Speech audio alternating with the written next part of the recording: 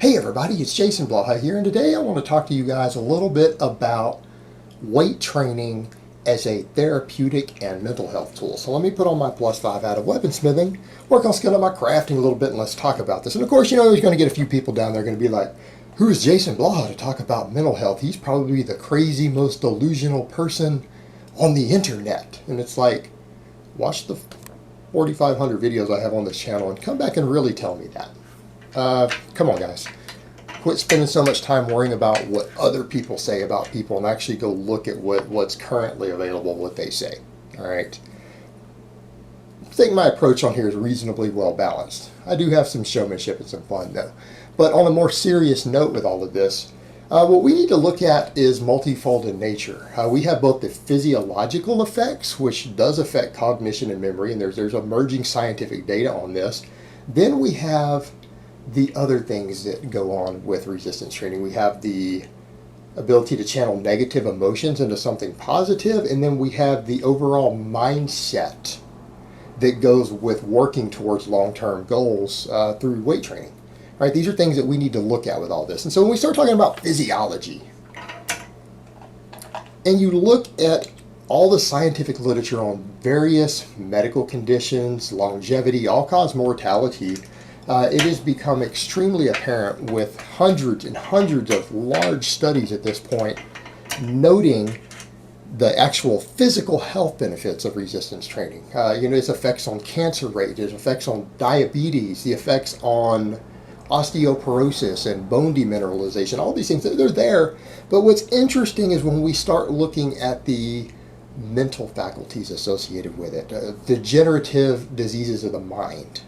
We start looking at memory and cognition, and we find that there's a direct correlation when people get older, 60 plus, with leg strength and cognition, lower Alzheimer's rates, lower dementia rates, better memory. And it's important because we need to think of that in terms of the mind-body connection, right? You need to understand that your brain itself, the physical structure of your brain, is part of your body, and all the various hormonal changes and everything else that occurs in your body affects the brain.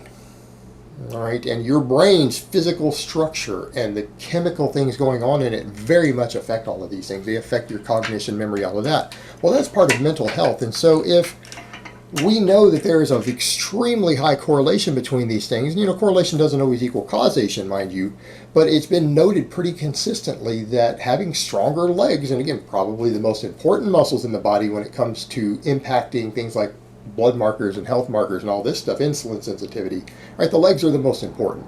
Other muscles matter, but those matter more. So there's that correlation between leg strength and memory, cognition, all that. So we have the potential for just lifelong resistance training, or as we resistance train into older age, giving us a healthier mind, a healthier brain. I mean, there's again a lot of data at this point coming out on this.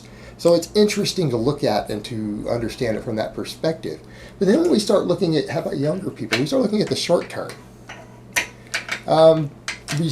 Weight training is an extremely therapeutic thing. I mean, how many of you out there who struggle with depression, and this is stuff a lot of us have talked about, I've talked about in videos, other people have commented, have found that there are times when you're going through a lot in your life, but when you get to the gym and you train, what happens?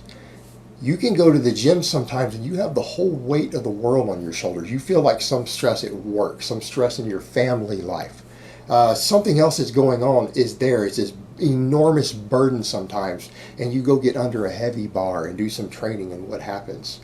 Right? It's a positive tool that can allow us to channel negative energy, in some cases even energy that might be violent, aggressive. Maybe we want to lash out at someone. We're angry.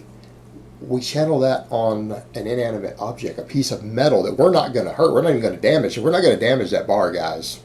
You only deadlift 500 pounds for a few reps with a good bar. You're not going to hurt the metal. But it's an outlet. It is an outlet for negative emotion.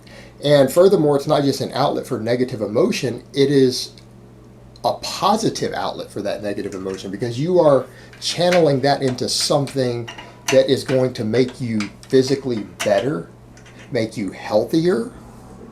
And so it gives us the ability to take all that negative energy, that sadness, depression, anger, anxiety, stress, and channel it into an inanimate object that produces a positive impact on us, even if we hadn't put that negative energy into it. So we take something negative and we turn it into something positive. Right? That is an invaluable therapeutic tool. I mean, that is absolutely invaluable. Absolutely invaluable to be able to do something like that. And so it has this very, very powerful therapeutic aspect to it. And the immediate, that is the short-term effect. That's the short-term effect psychologically. But then when we start talking about the longer-term effects, or the more medium-term effects, because when we look at things like cognition and all of this stuff and memory and Alzheimer's rates, that's the extreme long-term impact of resistance training, the benefits there. That short-term is that immediate release of negative energy, right? That's your short-term. What about the middle term? How about programming your brain? Spending time doing something that's relatively challenging, that you know has a long-term cumulative effect, that you are getting into the habit of going to the gym or your room or wherever else and doing resistance training with a long-term structured plan that you have put in place to improve yourself. All right? When we look at it from that perspective and you start looking at things like low self-esteem, depression, PTSD, all these other things that can be these absolutely life-destroying mental health situations, and look at the impact, the long-term and even medium-term impact of taking active steps as part of a plan to improve yourself in some way. If you're suffering from depression or low self-esteem, what does that do to a person who's depressed? What does that do to a person who doesn't feel good about themselves? Maybe they don't feel worthy. Maybe they don't feel worthy of happiness. Maybe they don't feel like they're a good person. And they start programming their brain to do a positive thing to make themselves a better person, right? Because that's the whole goal. Being a better person is comprised of a lot of different things, right? We can be better physically, mentally, spiritually, emotionally, right? These are different things we do, but they tie into each other, because the physical act of going to the gym and training, no matter how you feel about yourself early on, is sending a message to your brain. And what is it that you're telling yourself when you are going in training with the purpose of self-improvement? You're telling yourself, I am worth investing in myself, right?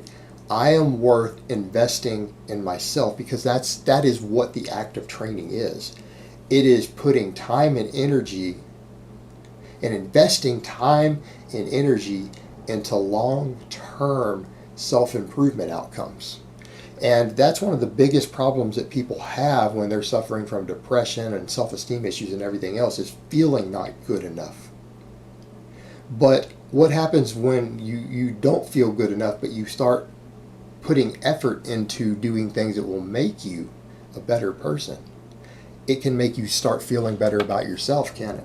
That's exactly what can happen, and that is exactly what oftentimes does happen. It is a self-programming tool that people need to understand. Oftentimes, thought can follow behavior. We can say, you start looking at things like cognitive behavioral therapy, and it's the idea that thought will come before behavior, that behavior will follow thought. But this kind of does work both ways. In the case of the training, even if you feel bad about yourself and you start putting that time in, you are subconsciously sending the message to yourself that I'm worth investing in. I'm worth putting effort into, that I am, because this is about me. This is about putting time and work into something that is a personal improvement tool. Yes, it might be physical in nature at this point, but there are mental and emotional and self-esteem components tied to that, because again, it is programming yourself to believe that you're worthwhile, that you're worth investing in, that your self-improvement is important. right? And that makes it an extremely valuable tool for mental health. So when we start looking at it from all these different perspectives on mental health, therapeutic things, all of this, even physical structures of the brain, resistance training is an extremely powerful self-improvement tool in both short-term, medium-term, and long-term outcomes. And I think it's one of the most valuable tools that we have available to us for this. Alright guys, but that's really all I have to say on that today. I hope it's been informative, and I will talk to you guys next time.